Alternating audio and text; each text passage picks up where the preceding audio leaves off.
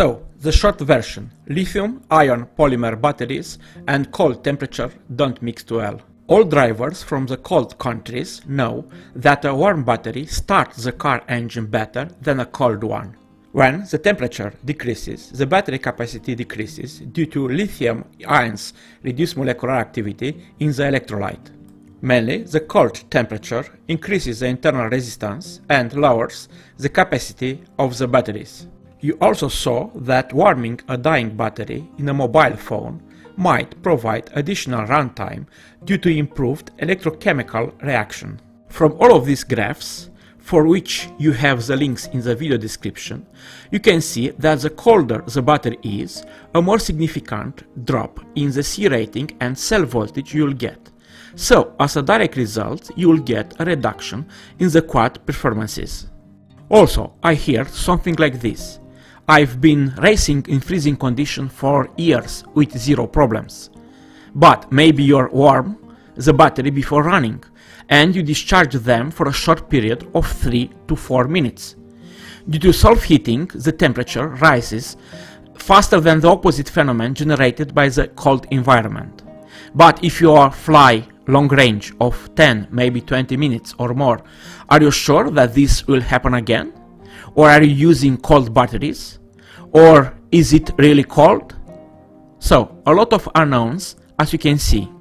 Nevertheless, all these data show that operating the LiPo batteries in cold condition decreases battery performances. Moreover, you'll also have a decrease in battery lifetime in a direct relation to the time you use the battery in cold environment. Or worse, you charge the battery in a cold location. In conclusion, you'll want to keep the battery as warm as possible during cold operation to compensate for the inherent cold battery temperature performance decreases. The most straightforward approach is insulating batteries to minimize the thermal effect of cold airflow. There are many materials you can use. One of the most popular is Reflectix. I have another material called Isoflect, which is used in building for thermal insulation projects. So, to protect my batteries, I built these envelopes. Because I am unsure which option is the best, I made one with a reflective aluminum layer on the outside and one with this layer inside.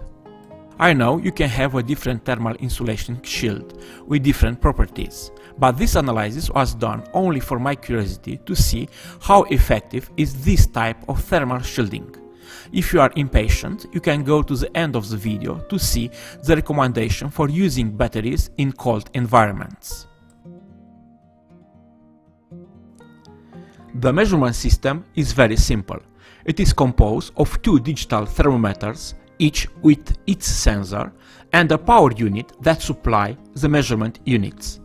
In the end, one sensor is placed inside the envelope, glued to the battery body, while the second sensor is placed on the outside.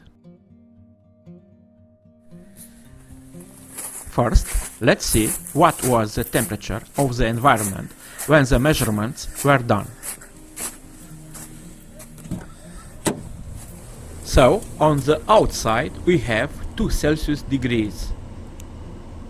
Now, let's see the practical results.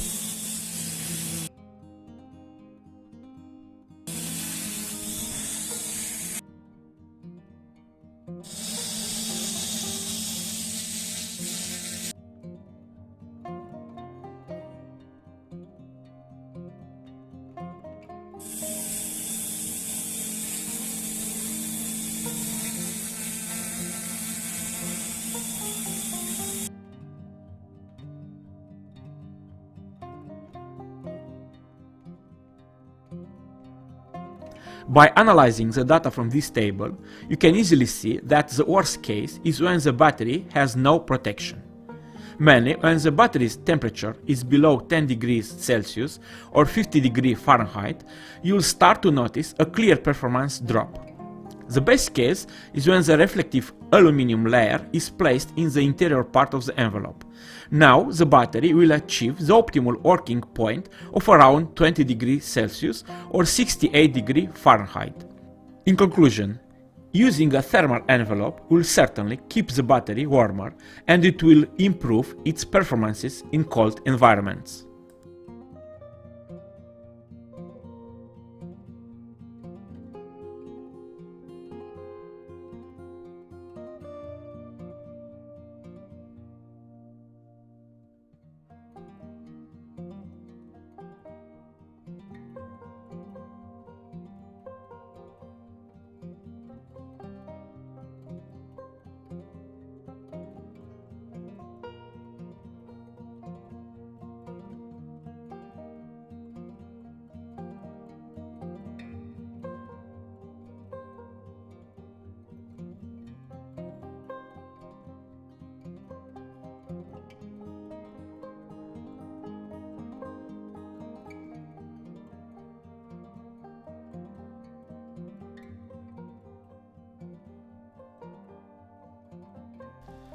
That was all.